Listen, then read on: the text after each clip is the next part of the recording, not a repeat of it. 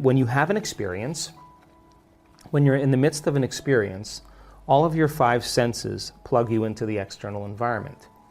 And as your brain is processing all of this vital sensory data, all of that information rushes back to the brain. And when it reaches the brain, it causes jungles of neurons to organize themselves into networks, to string into patterns, to reflect their interaction with their external environment. The moment those neurons organize into patterns, the brain makes a chemical, and that chemical is called a feeling or an emotion. And so experiences tend to create more long-term memories because it patterns or stamps or embosses networks of neurons into very specific patterns, and then the emotional quotient helps us to remember the event. So we learn something new intellectually, we also cause networks of neurons to form. I mean, the Nobel Prize laureate Kandel in the year 2000 found that when people learn just one bit of information, they doubled the number of connections in their brain from 1,300 connections to 2,600 connections. So if they didn't review that information or repeat it, the connections pruned apart. So we know then that learning semantic information begins to organize circuitry in the brain, and experiences enrich the brain. The end product of experience, of course, is the emotion, and it causes us to feel certain ways. You can remember where you were on 9/11. You can tell me who you were with, what time of day it was, what you were doing, because whatever you were seeing in that moment or hearing in that moment changed how you were feeling. And the moment you felt altered or you felt differently, significantly, your brain perked up and you paid attention to whatever caused that. And that event in and of itself is called a memory. So then most of our thoughts and feelings tend to be within the neural circuitry of the past and the emotions of the past chemically. 95% of who we are by the time we're 35 years old are a set of habituations, unconscious thoughts, unconscious behaviors, unconscious emotional reactions that function like a subconscious computer program. So back to beliefs. An attitude and attitude and attitude are shortened states of being. And you combine them together then a belief then, the cycle of thinking, feeling over time, creates a subconscious state of being. So all beliefs are subconscious states of being. We have beliefs about God, about spirituality, about health, about relationships, about love. And all of those are based on our past experiences, but the majority of those beliefs, we don't even know that we believe them because we think they're true, because they're not functioning primarily in the conscious mind. So then, if you take a belief, and you stack them together, you start to form what's called perceptions. And perceptions have everything to do with the relationships we have, the things we create, the behaviors we demonstrate, and even the choices we make in our relationships. So then, why is that important? Because then, if beliefs are subconscious states of being, and you're stringing beliefs together, then most people are viewing their life through the lens of the past, unconsciously. And they are filling in reality. They're seeing reality. They're filling it in from their past memory. We know this to be true because they did an amazing experiment where they took a group of people and they had them wear these lenses. And the lenses were divided in half. And when they looked to one side, they saw one color. And they looked to another side, they saw another color. And they said to them, okay, well, wear these glasses every day for 2 weeks. Take your kids to school, do all the things you do at work, go shopping, work out, live your life. At the end of 2 weeks, they brought those people back into the lab and they said, look to the left, what color do you see? So we don't see a color. Look to the right, what color do you see? We don't see a color. Now, it says a couple things. Number one, the eyes don't see. The brain sees.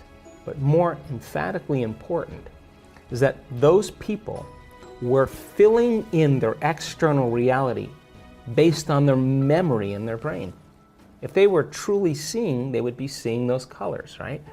So then, in our perceptions then, we are overlaying our future. We're overlaying the present moment with our memory of the past. And so then, that then begins to diminish possibility. And it begins to close down the way that we can begin to navigate and function in our lives. So then, in order for us to change any belief or perception about ourselves and our lives, we have to make a decision with such firm intention that the amplitude of that decision carries a level of energy that's greater than the hardwired programs in the brain and the emotional conditioning in the body, and the body has to respond to a new mind. In other words, the choice becomes an experience that the person never forgets, because the internal experience begins to reorganize the circuitry in their brain and send a new emotional signature in their body. And in that moment, the person is becoming liberated from the past. And that is how people, you think about it, how can the preacher in the deep south of the United States move into a state of religious faith and drink strychnine and have no biological effects? Or the mother whose child is trapped under the car, who lifts up the car and pulls the child out. The mother doesn't say, geez, I didn't work out in 2 weeks, or God, I ate carbohydrates yesterday. She's not in any polarized state. She moves into a state of absolute certainty. And it's energy that lifts that car up, because energy is the epiphenomenon of matter. And when she makes that change internally, her body is literally responding to a new mind.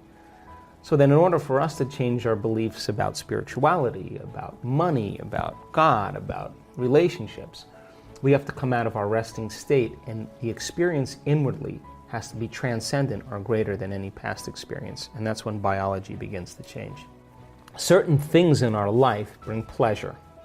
If you start thinking about a cup of coffee, or seeing your new puppy, or coming home and seeing your wife, or whatever it is, you select that thought in your mind. And if there's a reward that goes along with it, something that's going to feel good, the amazing effect is that your brain begins to produce the exact chemicals in anticipation of that event. So your body is beginning to anticipate or expect that future, and your body's preparing itself for that event. Now, there's nothing wrong with that, because you're anticipating the reward. But the antithesis begins to become a problem. When you're thinking about going to work and sitting next to the coworker you judge and hate, when you're thinking about waking up in the morning and you got to look for your pain in your back, and there it is because you look for it. You have a deadline for something that's taking all of your time and energy. People have certain problems in their life that have emotional correlations. So then as they begin to look at those issues and things in their life based on the knowns, they begin to create the very emotions that keep them enslaved to the past experiences, and reality stays exactly the same. So if feelings and emotions are the end product of past experiences, and you can remember experiences better because you can remember how they feel, and those emotions are familiar, it tells us two things. Number one, nothing new is happening in your life. And number two, if you can't think greater than how you feel, or feelings have become the means of thinking, then you are literally thinking in the past. And your life is going to reflect that. So then getting people to begin to change that from the old self to the new self really requires a tremendous amount of awareness. And that's where my work comes into play. So you may say with your conscious mind, I want to give up drinking, I want to give up pornography, I want to give up gaming, I want to give up over shopping, I want to give it up consciously. But the body has been conditioned from the past subconsciously. And so now the body's the mind. Now, no one's told people that true change can happen within them. And so then when people start to realize that there's a gap between the external world and how they present themselves to the world, and their attention on the outer world, and their attention on their inner world and how they really feel. And if they're spending the majority of their time looking outside of them for change, and they don't want to look at this feeling, all they want to do is make that feeling go away, they're going to wind up in trouble. So true change is when you start looking within and you become conscious of your unconscious thoughts. In neuroscience, it's called metacognition. You become aware of your habits and your unconscious behaviors. And you look at those emotions that are connected to past experiences and allow yourself to observe them. So then think about this. If 95% of who we are by the time we're 35 years old are those programmed states, the moment you're observing how you think, how you act, and how you feel, it means you're no longer the program. You're now a consciousness observing the program, and you're beginning to objectify your subjective self. You are seeing yourself through the eyes of someone else. Turns out that the size of the frontal lobe, the crowning achievement of the human being, 40% of our entire brain, that's what separates us from all other species. It's the boss, it's the CEO, it's the conscience, it's the creative center. It's what speculates possibilities, it's what learns from its mistakes, it's what has intention, attention. It regulates and controls behaviors and emotional reactions. When your forebrain begins to turn on, when that begins to happen, you are now beginning to become the executive in your life. You're starting to gain more control over your life. If you're living primarily as the body-mind, then the hindbrain is looking for some chemical relief. So by the mere fact that you can begin to observe who you're being means you could modify who you are to do a better job in life. So then, going from the old self to the new self, I call that crossing the river of change. Because the hardest part about change is not making the same choices you did the day before. And the moment you're not going to think the same way, make the same choice that leads to the same behavior, that creates the same experience, that produces the same emotion, you are not going to feel like yourself. It's going to feel uncomfortable. It's going to feel unfamiliar. There's going to be a certain amount of uncertainty. You are going to feel the state of unpredictability. And that's the moment you step into the river of change. And the moment you step into the river of change, then that discomfort means you're in the unknown. And so the body, which has been conditioned to the mind, who's been living in the past, would rather hold on to the guilt, because at least it's familiar. They'd rather hold on to their own emptiness and unworthiness than not feel that, because that's the unknown. So people cling to the familiar, and it transcends rationality. So then, the moment you step into that river and the body has become the mind, the body starts sending signals back to the brain because it wants to return back to the familiar self. And this is when we start to hear all the chatter, the sub-vocalizations. You're not good enough. You're too much like your mother. It's your ex-husband's fault. Start tomorrow. This doesn't feel good. What's wrong with me? I want to kill myself. That's the body saying, I don't want to go in the unknown. I don't trust the unknown. I'd rather hold on to this. Now, going from that old self to the new self is the biological, the neurological, the chemical, the hormonal, the genetic death of the old self. And most people, they step out into that unknown and it feels so uncomfortable, they can't predict it, they return back to the known. People say to me, well, I can't predict my future. And I always say to them, well, the best way to predict your future is to create it, not from the known, but from the unknown. And that void, that unknown, is the perfect place to create from. Now, why is this dangerous? Because when you're living in survival 70% of the time, there's better chances in survival from running from the unknown than embracing the unknown, right? If there's a predator out there, you hear something around the corner and you can't see it, that's an unknown. You're going to run. You're not going to go, and it's not a time to trust. It's not a time to open your heart. It's not a time to communicate. Here, kitty, kitty. It's not a time to do that. It's time to run. You'll never trust the unknown in that state. So if people are living by these emotional states of survival, they're never going to want to step out into the unknown because they can't predict the future, so they'd rather hold on to what they have. Turns out that those emotions of stress are highly addictive. They give us a rush of adrenaline, rush of energy.